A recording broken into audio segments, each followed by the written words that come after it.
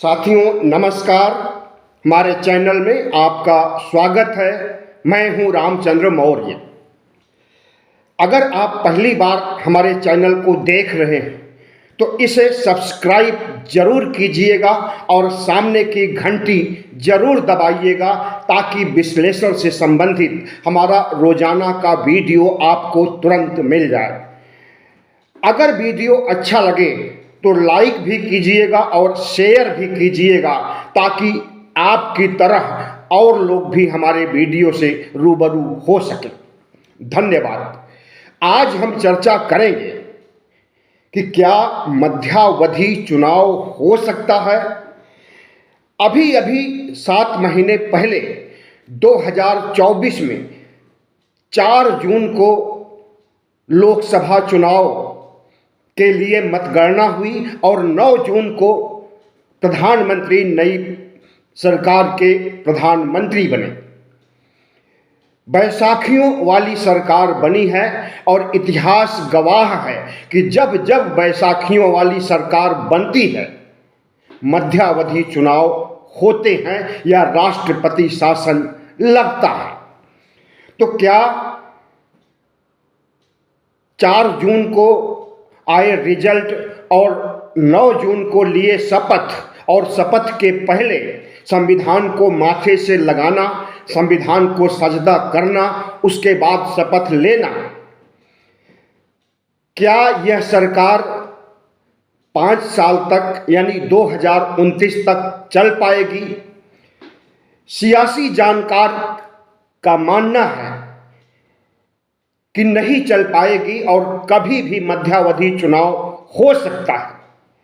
हम यह नहीं कह रहे हैं कि मध्यावधि चुनाव तुरंत होने जा रहा है और यह भी नहीं कह रहे हैं कि मध्यावधि चुनाव नहीं होगा।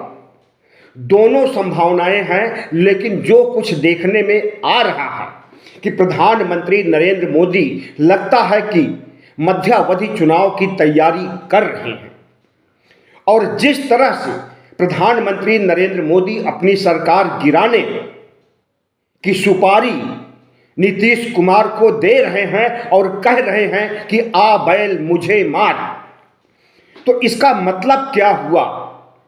नीतीश कुमार दिल्ली आते हैं, पूर्व प्रधानमंत्री मनमोहन सिंह को श्रद्धांजलि देने उनके घर जाते हैं, उनके परिवार के प्रति संवेदना प्रकट करते हैं और उसी दिन प्रधानमंत्री से मिलने के लिए डेट पहले से मिला हुआ था, लेकिन प्रधानमंत्री मिलने से मना कर देते हैं, कहते हैं जेपी नड्डा से मिल लीजिए।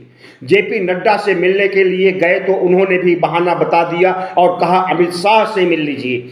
अमित शाह से को फोन लगाया तो उन्होंने भी इनकार कर दिया।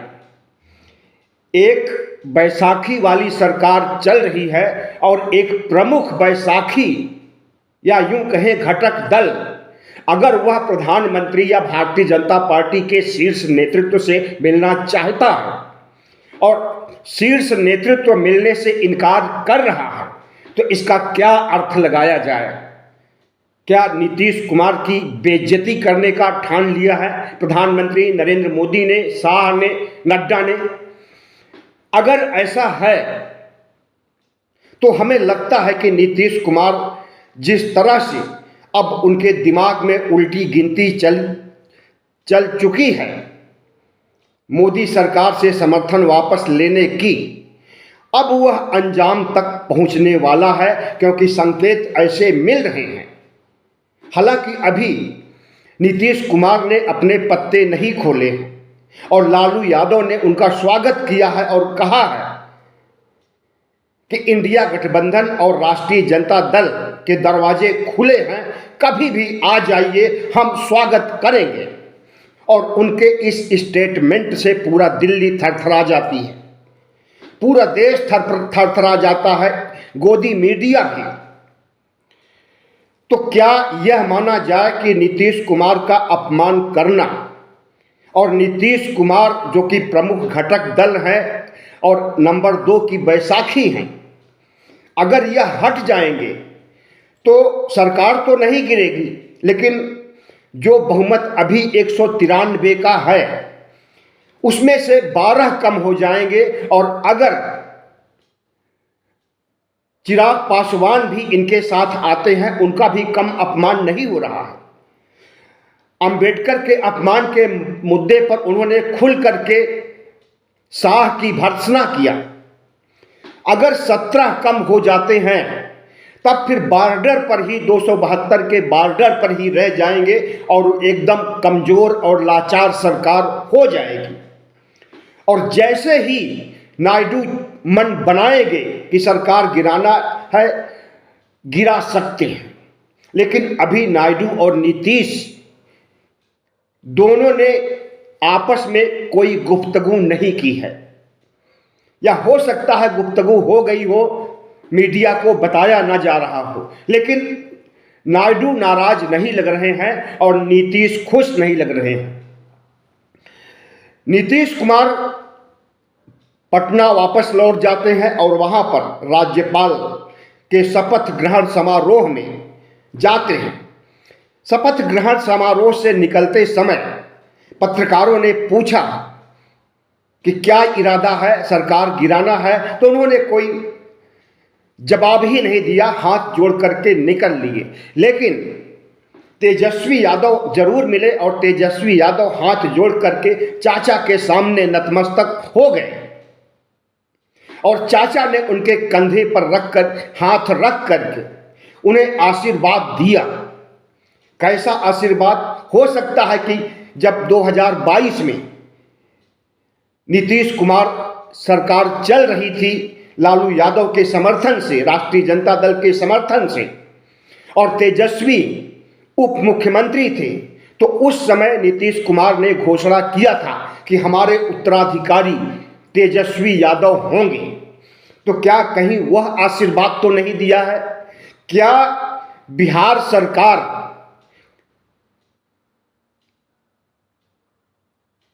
से इस्तीफा दे करके नीतीश कुमार लालू के साथ मिलकर राष्ट्रीय जनता दल के विधायकों को लेकर फिर से शपथ लेने जा रहे हैं, या फिर राष्ट्रीय जनता दल को लेकर के तेजस्वी को मुख्यमंत्री बनाने जा रहे हैं अभी? और यही आशीर्वाद उन्होंने राजभवन में दिया था। क्या ऐसा होने वाला है? अगर ऐसा होता है तो ये समझिए कि पिछले 10 साल में 5वीं बार अल्टा पलटी कर चुके हैं नीतीश कुमार, और जब 4 बार कर चुके हैं तो 5वीं बार करने में कोई गुरेज नहीं है। कितना भी उन्हें देश पलटू राम पलटू बाज पलटी मार कहे, लेकिन अपने आदत और चरित्र चाल से पीछे नहीं हट सकते हैं। लेकिन जिस तरह से उनका अपमान दिल्ली आने पर हुआ, उसे वह भुला नहीं पा रहे हैं और जो संकेत दे रहे हैं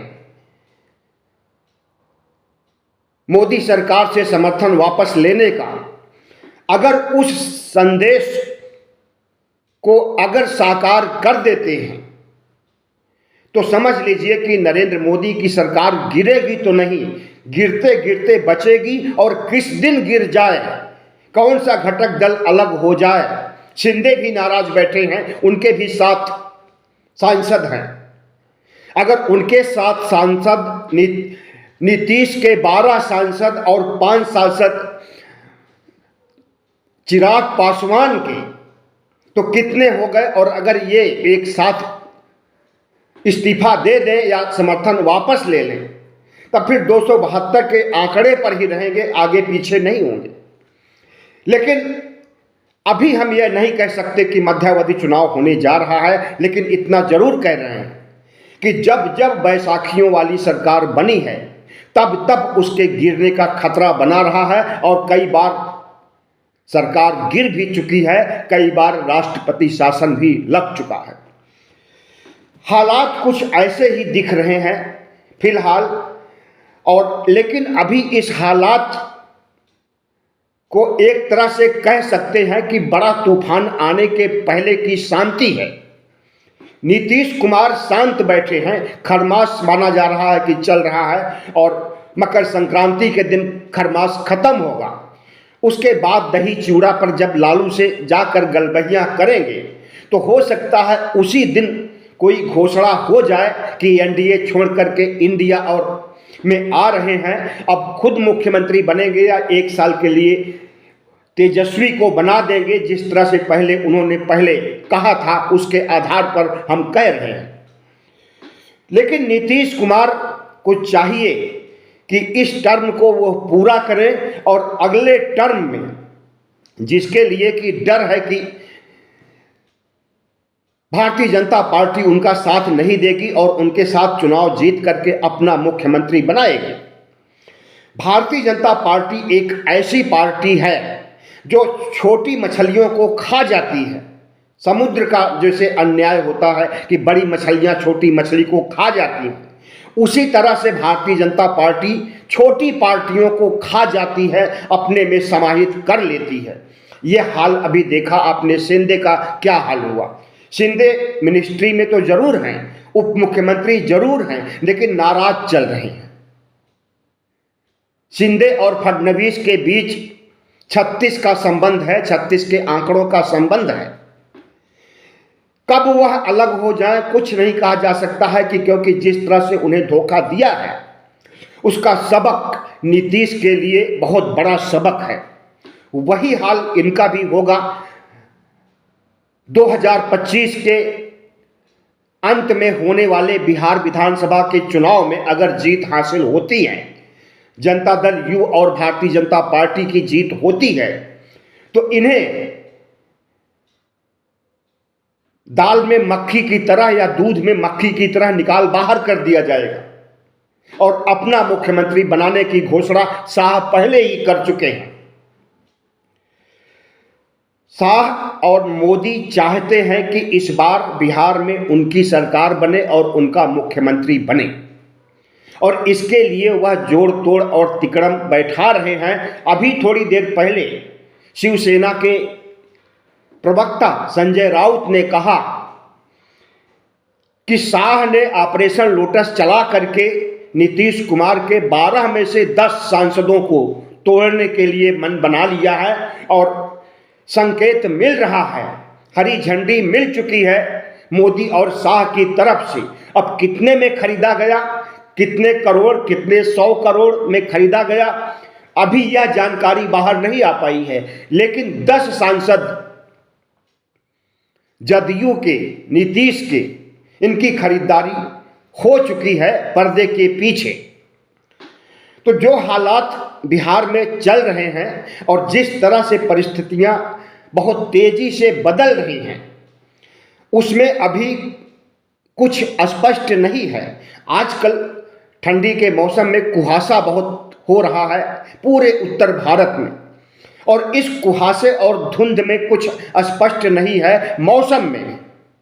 तो ठीक मौसम की तरह बिहार के मौसम, बिहार के सियासी मौसम में भी कुछ स्पष्ट नहीं हो रहा है। लेकिन मकर संक्रांति तक कुहासे छटेंगे और मौसम साफ होगा, सियासी मौसम भी साफ हो जाएगा कि नीतीश कैसा पैंतरा बदल रहे हैं या नहीं बदल रहे हैं, मोदी के साथ रहेंगे या मोदी के खिलाफ जाएंगे, एनडीए गठबंधन में रहेंगे या इंडिया में जाएंगे। इंडिया उन्हीं का बनाया हुआ है। अब देखा यह जा रहा है, अनुमान यह लगाया जा रहा है कि प्रधानमंत्री नरेंद्र मोदी ने नीतीश का अपमान करके यही संदेश दिया है कि आ बैल मुझे मार। अब बैल उन्हें मारता है या डर जाता है या भड़क जाता है, कुछ नहीं कहा जा सकता है। लेकिन संभावना यही है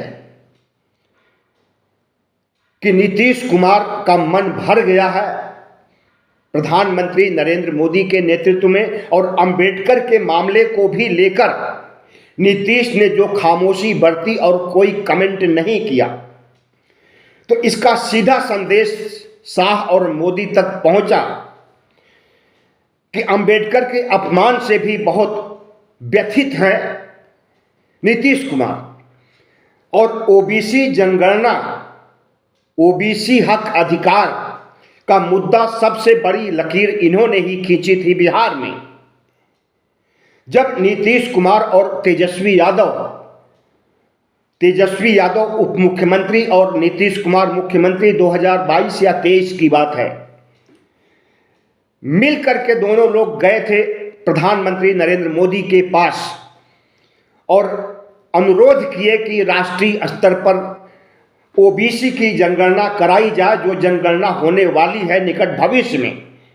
इसमें ओबीसी की जनगणना होनी चाहिए सोशियो इकोनॉमिक बेसिस पर। प्रधानमंत्री नरेंद्र मोदी ने सिरे से खारिज कर दिया और कहा कि जाइए अपने राज्य में आप करा लीजिए, हम राष्ट्रीय स्तर पर ओबीसी जनगणना नहीं कराएंगे। तो नीतीश कुमार बैरंग लौट आए और उन्होंने अपने राज्य में ओबीसी जनगणना कराई और आरक्षण के दायरे को बढ़ा करके 75% कर दिया। मामला कोर्ट में गया और कोर्ट से सुप्रीम कोर्ट में आया। अब उसके बाद क्या हुआ अभी कुछ पता नहीं है, लेकिन आरक्षण को 9वीं सूची में डलवाने के लिए कोशिश किया, मोदी से कहा, लेकिन मोदी ने उसके लिए भी मना कर दिया। 9वीं सूची में जाने का मतलब कि आरक्षण पर कोई मुकदमा नहीं चल सकता है। तो कई वजह है नीतीश की नाराजगी की। पहली सबसे बड़ी वजह तो यही है कि मनमोहन सिंह को श्रद्धांजलि देने के लिए दिल्ली आते हैं और भारतीय जनता पार्टी का शीर्ष नेतृत्व उनके साथ जो दुर्व्यवहार करता है उससे बहुत द्रवित है, दुखी हैं, व्यथित हैं। दूसरा कारण यह है कि ओबीसी जनगणना नहीं कराई गई और राहुल ओबीसी जनगणना की लकीर को बड़ा करते जा रहे हैं, जो कि बहुत ही खतरनाक साबित होने वाला है प्रधानमंत्री नरेंद्र मोदी के लिए निकट भविष्य में, मध्यावधि चुनाव हो या 2029 का आम चुनाव हो, दोनों के लिए ओबीसी जनगणना खतरनाक साबित होने वाला है। और इन वजहों को भांपते हुए अगर नीतीश कुमार कोई फैसला ले रहे हैं नरेंद्र मोदी का साथ छोड़ने के लिए, तो हम समझते हैं यह स्वागत योग्य है। और जब नरेंद्र मोदी सरकार से तलाक लेंगे तो इंडिया गठबंधन में फिर से आएंगे और इंडिया गठबंधन मजबूत होगा। और हो सकता है कि आज जो स्थिति नीतीश कुमार की कर रखे हैं, बेचारा बना करके रख दिए हैं, महात्मा गांधी का भी अपमान भारतीय जनता पार्टी के लोगों ने पटना में अभी पिछले दिनों किया। रघुपति राघव राजा राम पतित पावन सीता राम, ईश्वर अल्लाह तेरो नाम। अल्लाह क्यों आ गया इसमें? ईश्वर के साथ अल्लाह क्यों आ गया? यह सब घटना भारतीय जनता पार्टी के नेताओं ने किया और उस गायिका को बेइज्जत करके निकाल दिया। तो बहुत से कारण हैं, जो खास कारण है वो मैंने आपको बताया, लेकिन और भी कारण है जो सुनने में आ रहा है लेकिन बताने लायक नहीं है।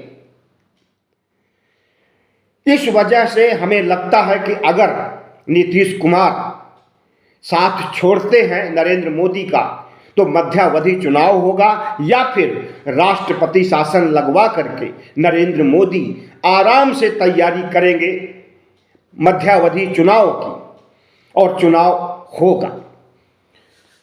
लेकिन वही जो मैंने पहले कहा कि अभी सब कुहासे में छिपा हुआ है, धुंध हटी नहीं है, हटने वाली है, जल्दी ही हट जाएगी। हफ्ते भर 10 दिन में धुंध हट जाएगी, तब पता चल जाएगा कि मध्यावधि चुनाव होगा या फिर एनडीए में बने रहेंगे, मान मनौवल करा लिया जाएगा। लेकिन जब नीतीश कुमार के 10 सांसदों को तोड़ने का मन बना चुके हैं, खरीदारी पर्दे के पीछे हो चुकी है, तब समझ लीजिए कि कोई समझौता नहीं होने वाला है और नीतीश कुमार नहीं जाने वाले हैं। और हो सकता है कि अपने खरीदे गए विधायकों को वापस अपनी पार्टी में ला भी लें।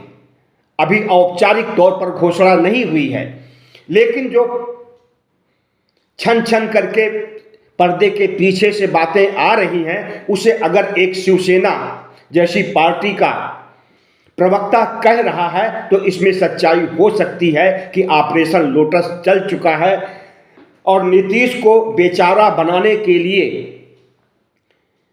पूरी कोशिशें नरेंद्र मोदी कर चुके हैं और इसकी भनक उन्हें मिल चुकी है नीतीश कुमार को। ऐसे में अब आगे संबंध चल पाना मुश्किल है। बहरहाल 1 हफ्ते में 10 दिन में सब कुछ क्लियर हो जाएगा और यह भी पता चल जाएगा कि मध्यावधि चुनाव होगा या नहीं। बहुत बहुत धन्यवाद। हमारे चैनल को सब्सक्राइब कीजिएगा, लाइक कीजिएगा और शेयर कीजिएगा।